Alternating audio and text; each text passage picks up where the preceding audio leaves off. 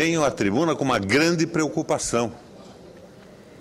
Ontem, acessando a internet, eu assisti uma pregação do pastor Feliciano numa igreja de Minas Gerais, onde ele afirma que antes dele ser o presidente da Comissão de Direitos Humanos da Câmara, essa comissão estava tomada pelo coxo, pelo torto, pelo cão, pelo capiroto, pelo Satanás.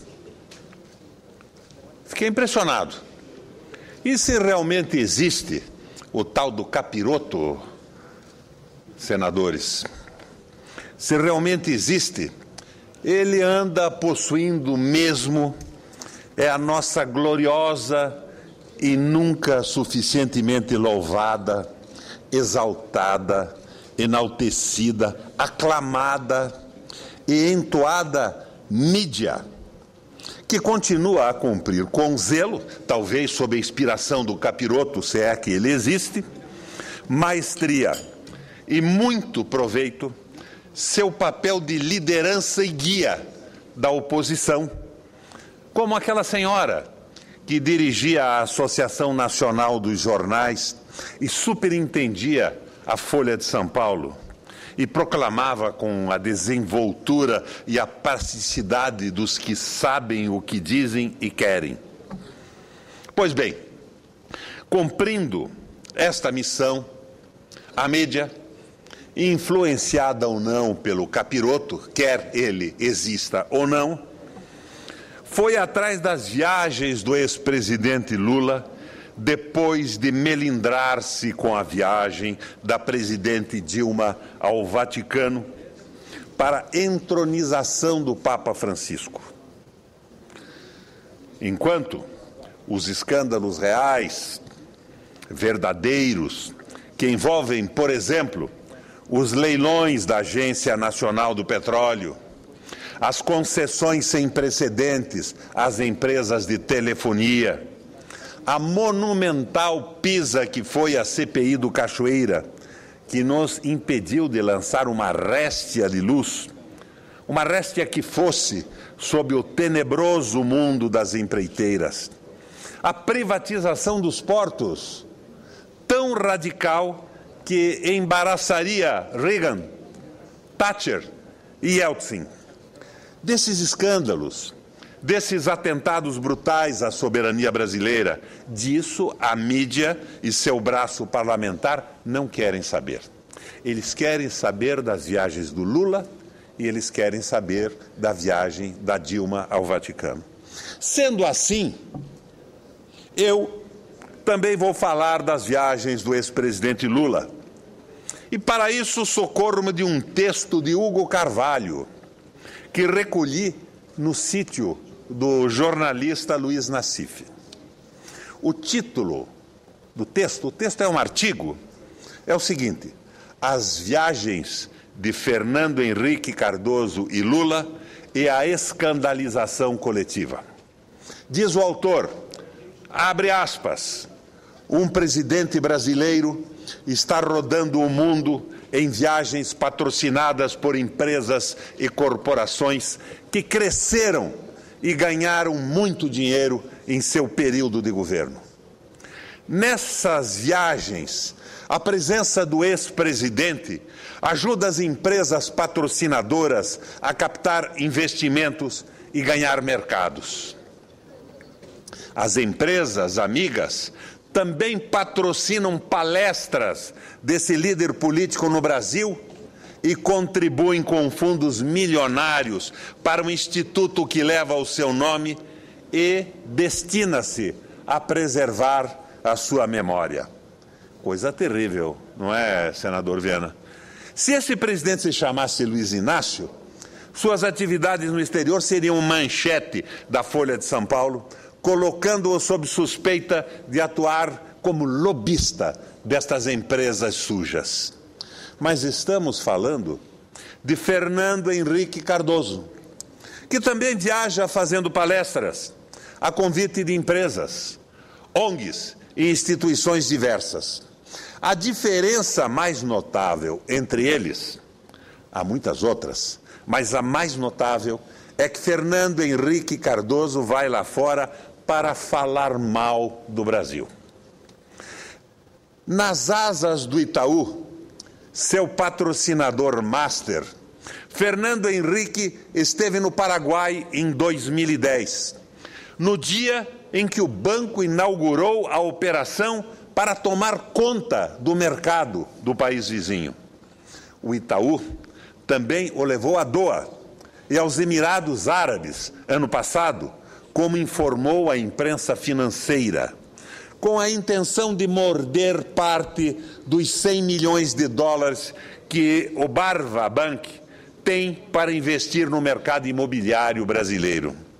Itaú Unibanco and Fernando Henrique Cardoso visiting Qatar and the UAE.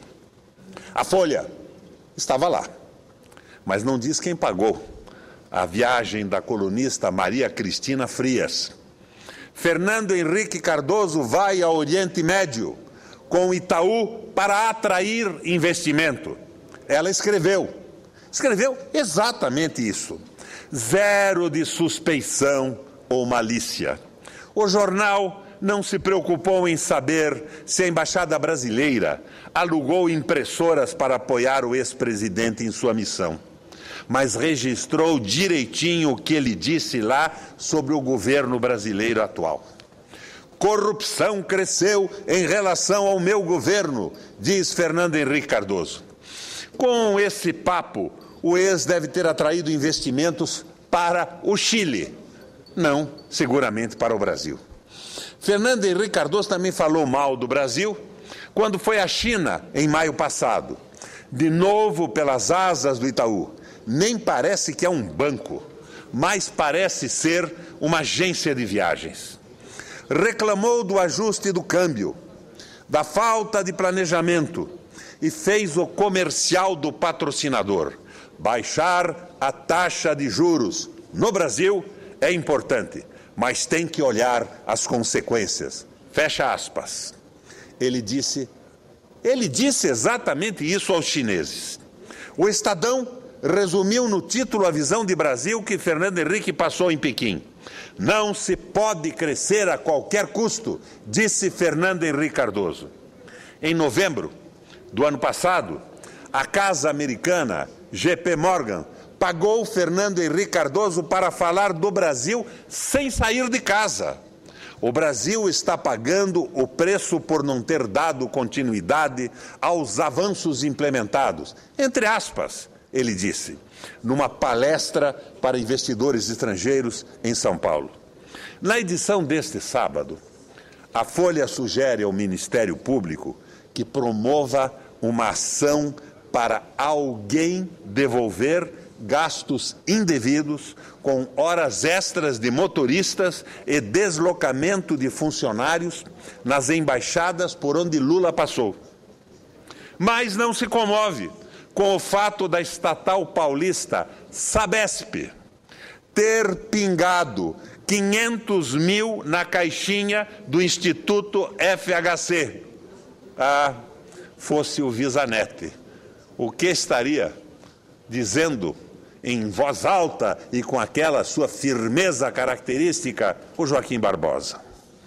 Fernando Henrique ainda era presidente da República em 2002, quando chamou ao Palácio Alvorada os donos de meia dúzia de empresas para alavancar o instituto que ainda iria criar.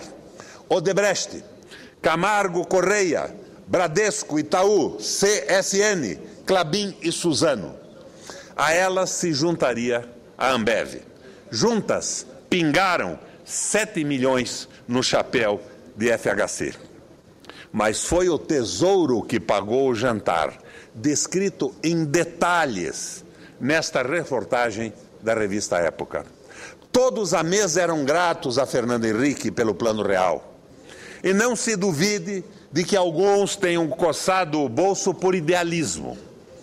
Acredito que até isso poderia ter acontecido. Mas se a Folha utilizasse o mesmo orelho com que trata Lula, teria registrado que o Itaú e o Bradesco eram gratos pela maior taxa de juros do mundo, que passou a ser recorde no livro Guinness. A Ambev deve ser o monopólio ao CAD dos tucanos. A CSN é a primogênita da privataria e quase todos ali deviam algum ao BNDES. FHC e seu instituto prosperaram. No primeiro ano como ex-presidente, ele faturou 3 milhões em palestras. Abre aspas. O critério é cobrar metade do que cobra o Bill Clinton, explicou modestamente um assessor de Fernando Henrique Cardoso. A primeira palestra, de $150 mil de cachê, que serviu de parâmetro para as demais, foi bancada pela Ambev. Valia muitas cervejas. O Instituto Fernando Henrique Cardoso já tinha 15 milhões em caixa e planejava gastar o dobro disso em instalações. O Instituto Fernando Henrique Cardoso abriga o projeto Memória das Telecomunicações. Esqueçam o que ele escreveu, mas não esqueçam nunca o que ele privatizou. Patrocinado, naturalmente, pela Telefônica de Espanha. Todas as empresas citadas nesse relato são anunciantes da Folha de São Paulo e estão acima de qualquer suspeita enquanto anunciantes. Apodrecem aos olhos do jornal quando se aproximam de Lula. Lula não pode, a Fernando Henrique tudo é permitido. Eis aí o segundo recado da série de manchetes. Afastem-se dele os homens de bem.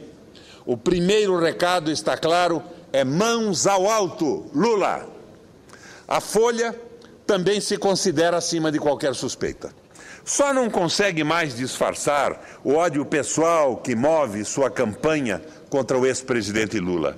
Fecham-se as aspas da citação. A Folha de São Paulo, como sabemos, é o mais provinciano dos jornalões brasileiros. Provinciano, senador Vital, e tipicamente pequeno burguês, com aqueles tiques próprios dessa classe que revelam preconceito, despeito, inveja e tacanhice. E uma nada desprezível dose de sordidez, de torpeza, como comprova o caso da publicação da ficha policial fraudada da então candidata Dilma Rousseff.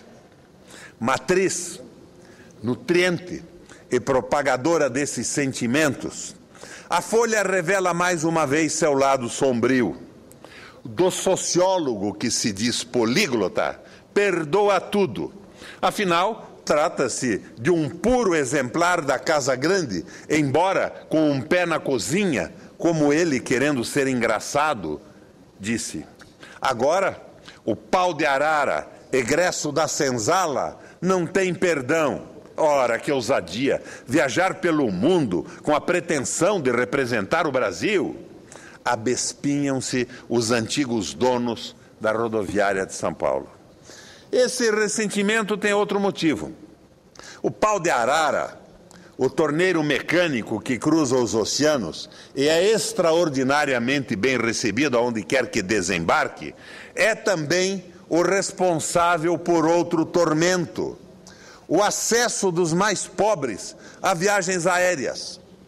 Nas salas de embarque, dentro dos aviões, esta gente é um incômodo que provoca urticária nos enfatuados pequenos burgueses e faz empinar o nariz da nova aristocracia, assim nobilitada pela frequência com que aparece nas colunas sociais. Pois acreditem, os nossos jornalões ainda têm, senador Ferraço, colunas sociais. Eles ainda dão um ênfase e uma importância enorme para as colunas sociais, dos endinheirados, dos que saíram da Casa Grande, dos que têm receio e medo da senzala. Aquele medo conhecido, o medo dos que não dormem, que tem pelos que não comem. Os que não comem porque não têm o que comer. E os que não dormem, seguramente, pelo medo que têm dos que não comem. Assim, quando reclama das viagens de Lula, no fundo, a Folha está deplorando o aborrecimento do acesso dos pobres às viagens aéreas. Ela gostaria que uns e outros ficassem em terra, ocupando os seus lugares. Imagina agora, com esta brutalidade que o Congresso aprontou, trazendo para a legislação trabalhista todos os direitos das empregadas domésticas. A Folha de São Paulo tem mais com o que se preocupar. Contam, mais de uma testemunha relata, que um encontro na Folha, a convite do Otávio, o Otávio pai, o filho, o dito Otavinho, que agora comanda o jornal, apostrofou com indelicadeza e arrogância o então candidato Lula. Abre aspas. Como é que você quer ser presidente se não sabe falar inglês? Teria dito o Júnior, o Otavinho. Acho que é por aí. Fernando Henrique pode viajar patrocinado por quem quer que seja, pois a Folha acredita que ele fale inglês.